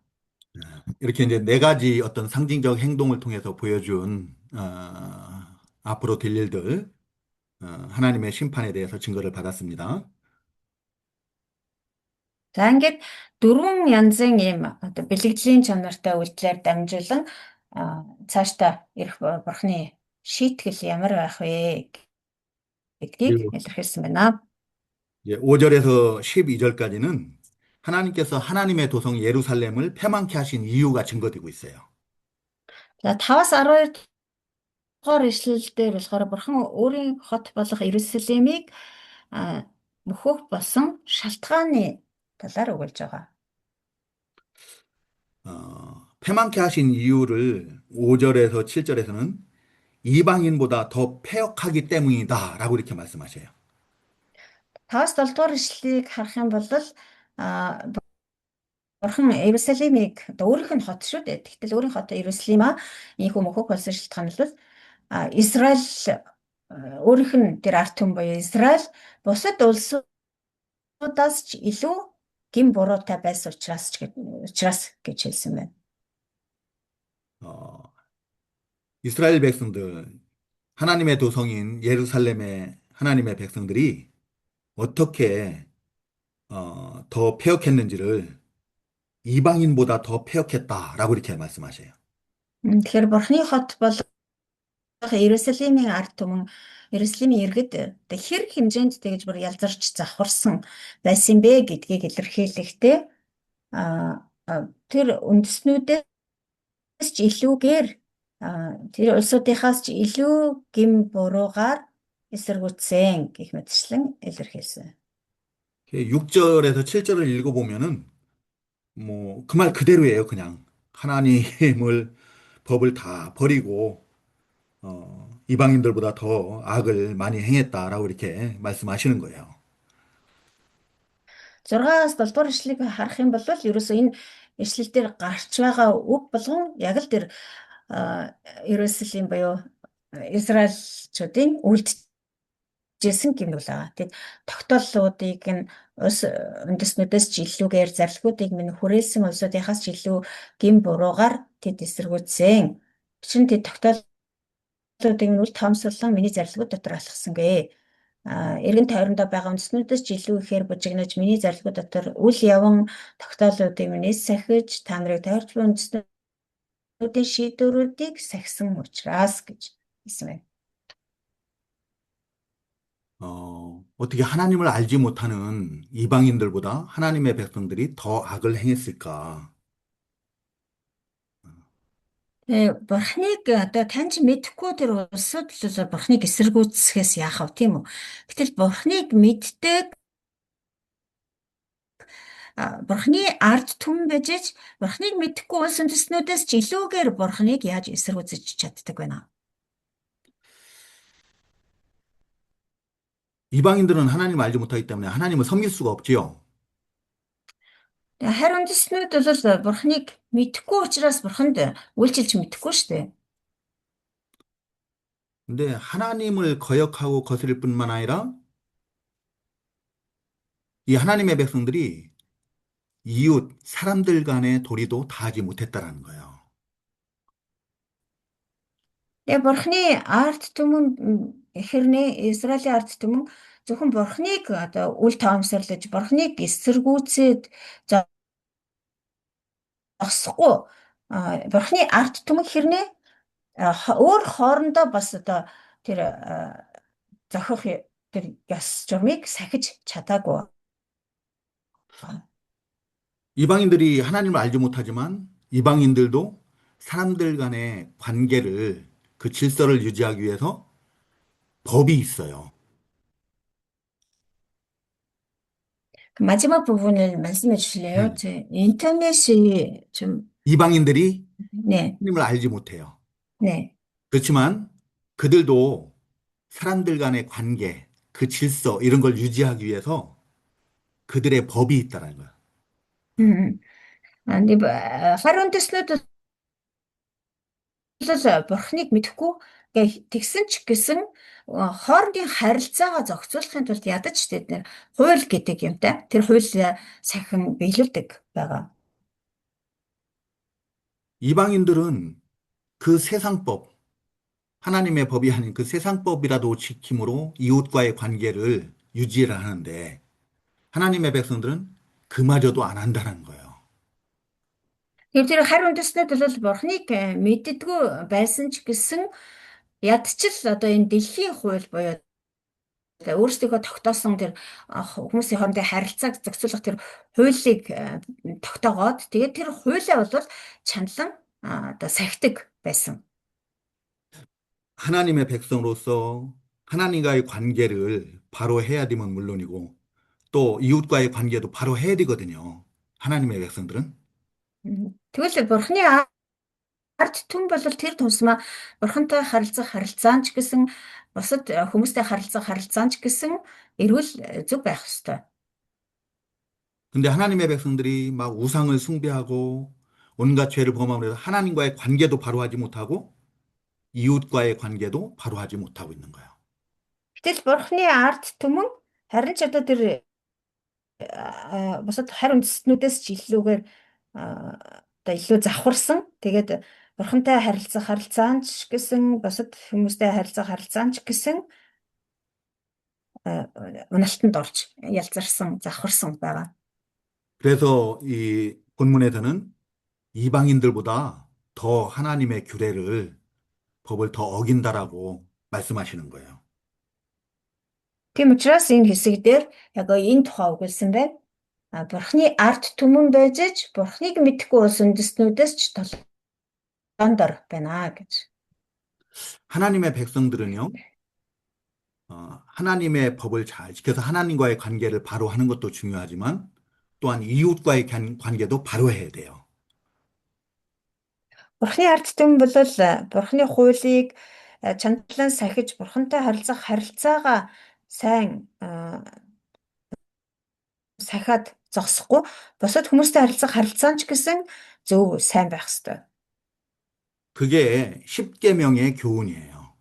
Энэ бол ерөөсөө 10 тушаалын сургамж юм аа. 그게 우리 주님께서 세상에 오셔서 십자가에서 이루신 하나님 사랑, 이웃 사랑이에요.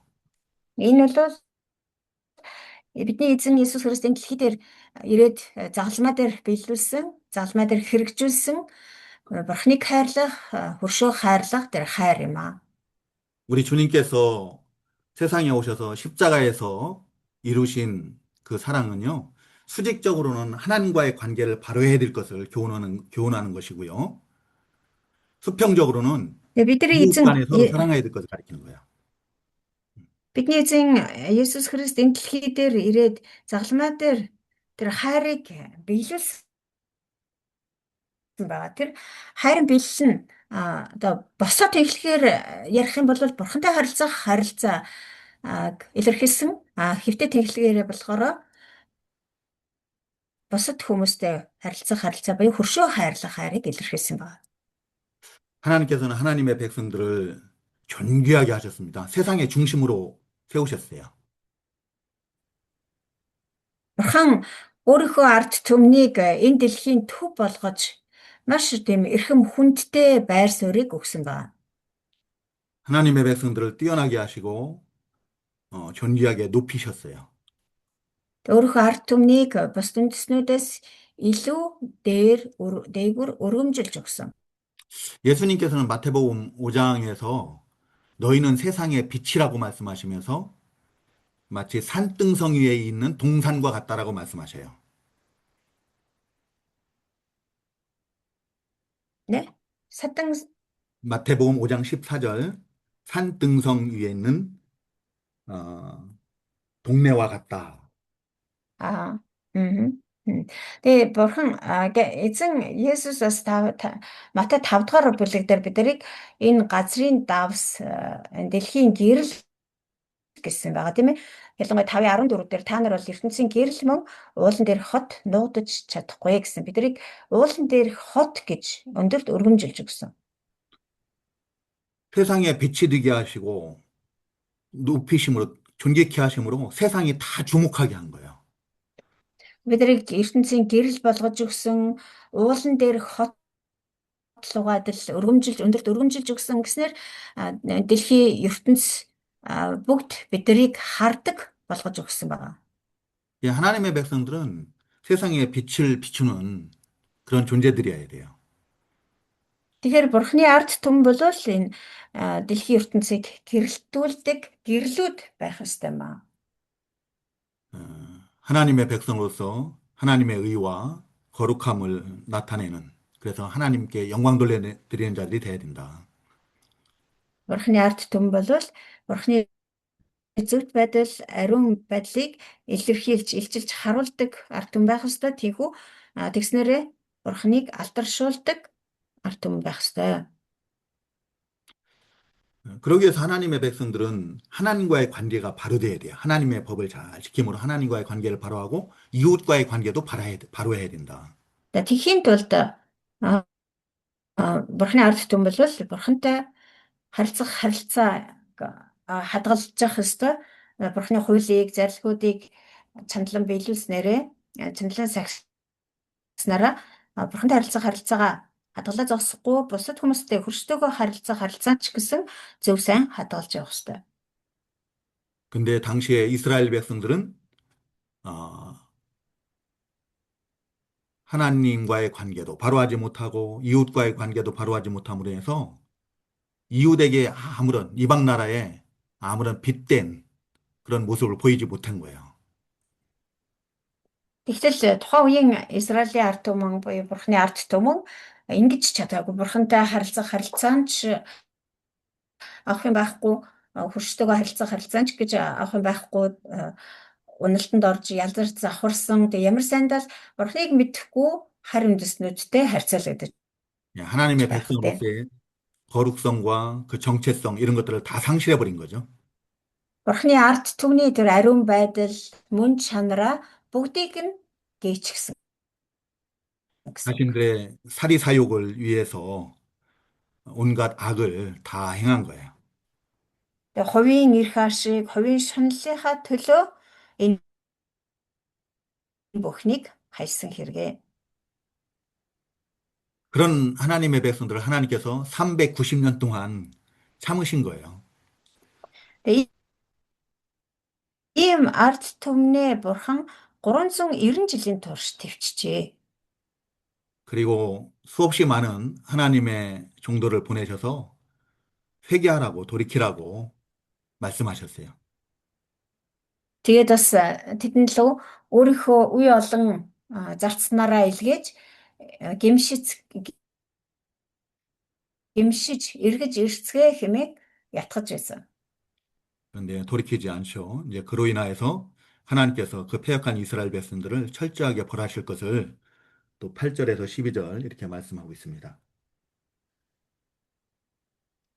Тийм учраас Бурхан тэр ард түмнээ хатуу шийтгэхээр шийдсэн байгаа. Тэгээ энэ тухай бол 8-аас 10 дугаар эшлэлдэр өгүүлсэн байна.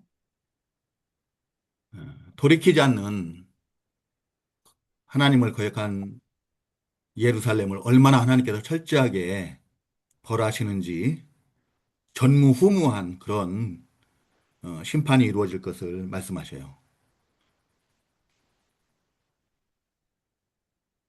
Тэгж эзэн лүү эргэж буцахгүй байгаа тэр өөрийнхөө ард түмнийг эзэн Бурхан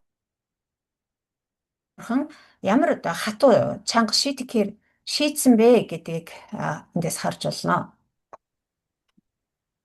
그 내용을 보면은 좀 끔찍하죠. 아들이 아버지를 잡아먹는 그런 끔찍한 일이 벌어질 것을 말씀하십니다. Энэ агуулгыг харах юм бол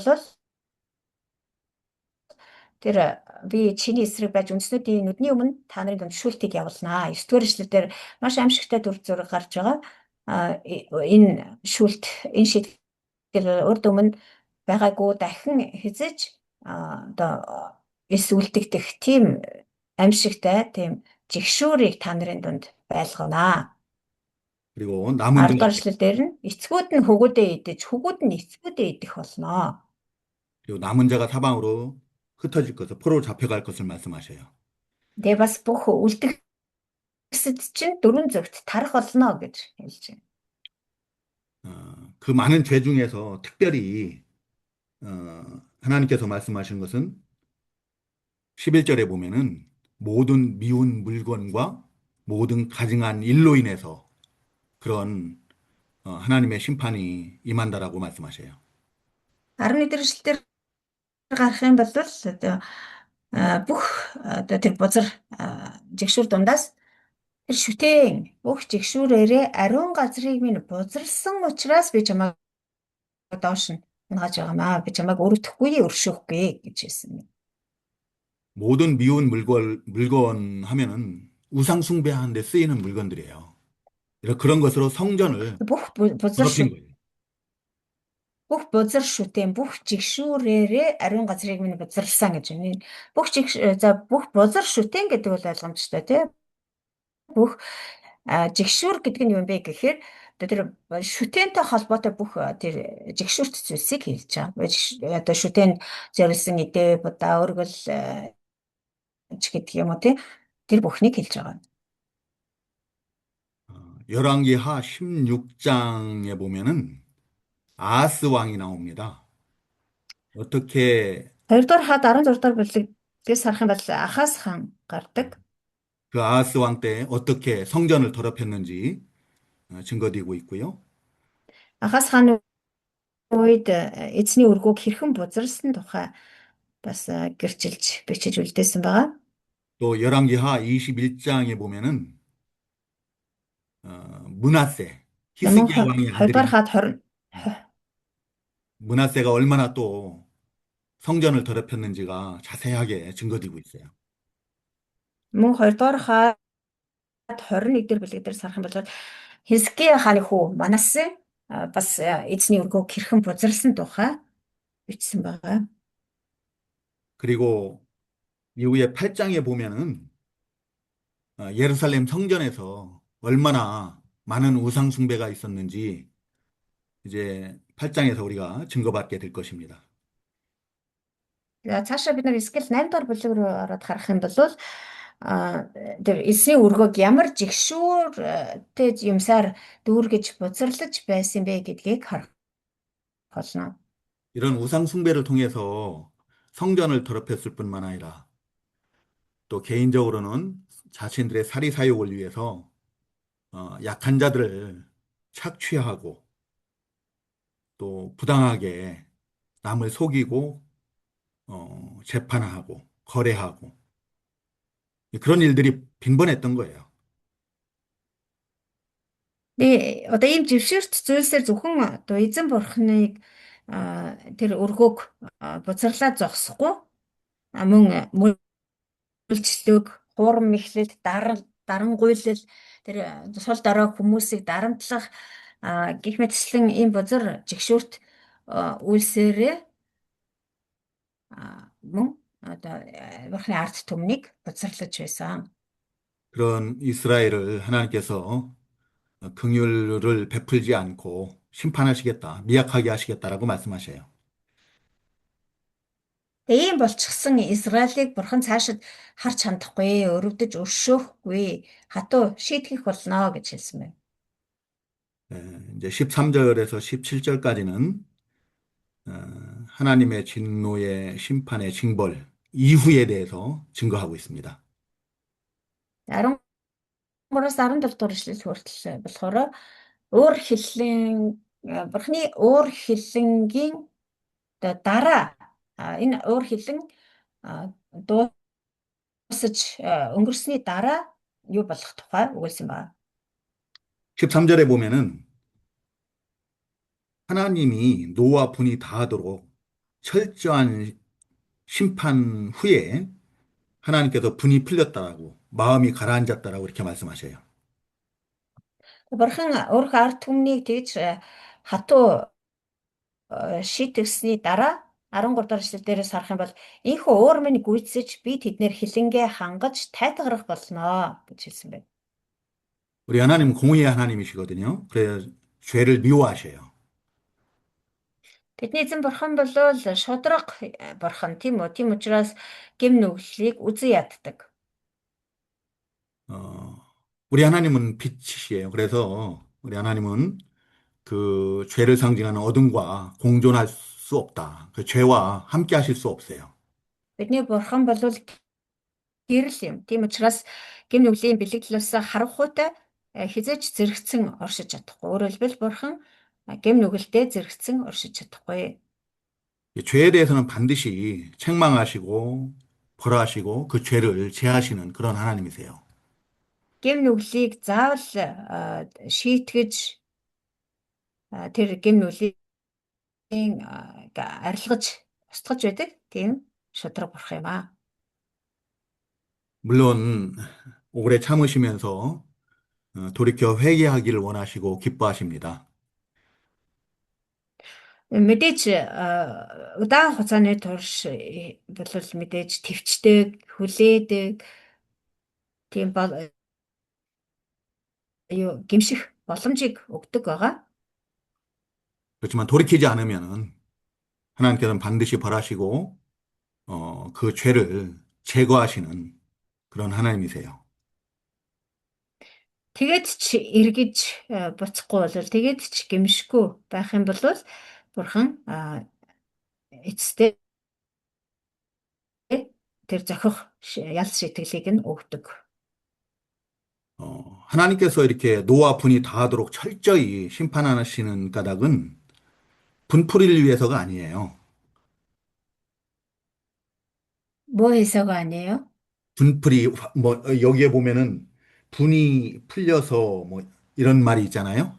노, 노함, 네. 화풀이 뭐 이런 게 아니라는 얘기예요. 어, 심판하신 이유가 мгм. 하나님의 화풀이 뭐 이런 대상으로 그런 목적으로 하는 게 아니라는 거죠. Интернет бас гацаад ингээд яваад хаа тэгшин зарим үг нь сонсогдохгүй. Аа 13 дахь эшлээс харах юм бол одоо бурхан ингээ өөр хөлөмөнд гүйцэж би тэдэр хилэнгээ хангаж тайтгарах болно гэж байгаа шүү дээ тий. Тэгэд энийг буруугаар одоо тайлбарлаж болохгүй бурхан ингэж тэр өөрийнхөө ард түмнийг хүртэл ингэж хатуу шийтгэж байгаа нь бол өөрөө одоо гаргахын тулд биш. Өөрийгөө тайвшруулахын тулд биш юм аа. Одоо бид нар ч нөгөө хүүхдтэй уураа гаргах, хэн нэгэнд уураа гаргах гэж ярьдаг шүү дээ. Тэгээ тэр шиг бурхан өөрийнхөө ард түмэнд уураа гаргаж одоо өөрийнхөө одоо шунлын төлөө өөрийгөө л тайлбарлахын тулд амьд бодсон маягаар тэгж уураа гаргаж байгаа хэрэг юусаа биш юм. 자기 백성들에 대한 여호와 하나님의 열심을 알게 하시기 위해서 그렇게 철저하게 심판하시는 거다. Харин өөрийнхөө ард түмнийг гэсэн бурхны зүтгэлийг мэдүүлэхийн тулд гэж хэлсэн байна. Бурхны ард түмэндээ хандсан бурхны зүтгэлийг мэдүүлэхийн тулд тэрээр тэдний гэм нүглийг гэж хатуу шийдэгдэг юм аа. 이 하나님의 열심은 실투한다라는 뜻이에요. Бурхны зүтгэл гэдгийг юу гэж ойлгож болох вэ гэхээр бурхны хардалт гэж ойлгож болно. 자기 백성들을 질투하시기까지 사랑하시는 그 사랑, 뜨거운 마음으로 벌을 하신다라는 거예요. Өөрийнхөө ард түмнийг хардах хүртлээр тэгж хардаж харамлах хүртлээр хайрладаг, хардаж харамлан хайрладаг тэр зүтгэлээ, тэр халуун зүрх сэтгэлээ ард түмэндээ мэдүүлэхийн тулд энэхүү шийтгэж байгаа. 그 여호와의 열심, 그걸 알게 하기 위해서 이렇게 철저하게 심판하시는데요. Тэгэхээр түрүүн хэлсэлчлэн өөрийнхөө ард түмнийг гэсэн зүтгэлээ тэр халуун сэтгэлээ мэдүүлэхийн тулд ард түмнийхээ гэнүглийг инхүү шийтгэдэг. 그 여호와의 열심이 다른 성경에 보면은 열왕기하 19장 31절 20 дугаар хаад 19-ийн 31 дэх эшлэгийг 열왕기하 харах юм бол 19장 31절 거기에 보면 그 사내립의 군대를 여호와의 열심으로 이렇게 물리치는 그런 내용의 말씀이 나오거든요. за энд болохоор нөгөө Сенахериб хааны довтлогыг бурхан няцаасан зогсоосон тухай хэсэг гарч байгаа. 사내립의 군대가 쳐들어왔을 때, 아수르 군대가 쳐들어왔을 때 하나님께서 여호와의 열심으로 자기 백성들을 질투하기까지 사랑하는 그 사랑으로 열심으로 사내립의 군대를 물리칠 것을 말씀하세요. Тэгээ энд харах юм бол 31 дээр учир нь Иерусалимаас үлдгэсэд Сион уулаас аврагдсад гарч ирнэ. Төг төмдийн эзний зүтгэл үүнийг гүйцэлдүүлнэ. гэсэн байна. Тэр Сенахериб буюу Ассирийн хаан гэж давтлан орж ирэхэд эзэн бурхан өөрийнхөө зүтгэлээр өөрийн ард түмнээ хамгаалах болно гэдгийг энд хэлсэн байгаа. 그리고 이사야서 9장 7절에서는 그 열심으로 하나님의 아들을 보내실 것을 약속하셔요. Исая намын 7-гийн 9-7 дээр за гэж байна. Исая 9-7 9장 7절. тэр зүтгэлээрээ бурхан өөрийнхөө хүүг илгээх болно гэдгийг хэлсэн байна. Давидын сэнти дээр түүний хаанчлал дээгүүр түүний засаглал хийгээд амар тайван нь эцэсгүй тэлнэ. Шудраг ёс үнэн зөвөр үүнийг өдгөөс өн мөнхөд тогтооно. Түг түмдийн эзний зүтгэл түүнийг нь гүйцэлдүүлэх болно. 예, 결국에는 하나님의 심판까지도 다, 징벌력, 형벌까지도 다 하나님의 사랑에서 비롯된 거야. Энэ бүхнээс харах юм бол бурхны шийтгэл тийм ээ. Энэ шийтгэл нь хүртэл ард түмнээ гэсэн тэр хардалт харамлаж хартсан тэр хайраас нь эхлэлтэй байдаг юм байна. 하나님의 백성들이 자신들의 죄를 깨닫고 하나님께로 돌아와서 참 하나님의 백성으로서의 복된 삶을 살게 하기 위해서 징벌을 하시는 거죠. Бурхны ард түмэн өөрсдөө гим нүглийг ойлгож ухаарад гимшээд тэр гим нүглийн замаасаа эргэж эзэн бурхан руугаа эргэж ирээсэ гэсэндээ тэр хайрын улмаас бурхан ийхүү хатуу шийдэгдэг байна. 그리고 이제 14절에서 16절까지 보면은 그 하나님의 징벌적 심판으로 인해서 어떤 그 땅이 황무하게 되고 폐허가 되고 모욕거리가 되고 조롱거리가 될 것을 말씀하셔요. За мөн 14-с 16 дугаар эшлэгийг харах юм бол бурхны тэр хайрын улмаас ард түмнийхээ дээр болгосон шитгэлийн улмаас тэр газар үндэстнүүдийн дунд эзгүүрэл зэмлэл болно. Мөн дог тохуу яжлал сургамж хэртгэлт болж хувирнаа гэж хэлсэн байна. 오늘날 우리가 하나님을 거역하고 하나님을 떠나서 악을 행하면은 세상의 조롱거리가 될 뿐이에요. Өнөөдөр ч гэсэн бид нар бурхнаас холдож хүндэрж эзэн бурхны хайсрыг гим нүгэл үлдэх юм бол ерөөсөө энэ дэлхийн өмнө ингэж л элэг дог болж чадсарнаа. 그리고 이제 마지막 16절, 17절에 보면은 다시 한번 하나님의 그 심판이 철저하게 이루어질 것을 반복해서 말씀하셔요. Цааш нь 16, 17 дугаар эшлэгийг харах юм бол дахиад одоо тэр эзний бурхны шийтгэл бол одоо эргэлт буцалтгүй ирэх болно. Маш одоо хатуу аимшигтай шийтгэл байх болно гэдгийг дахин хэлсэн байна.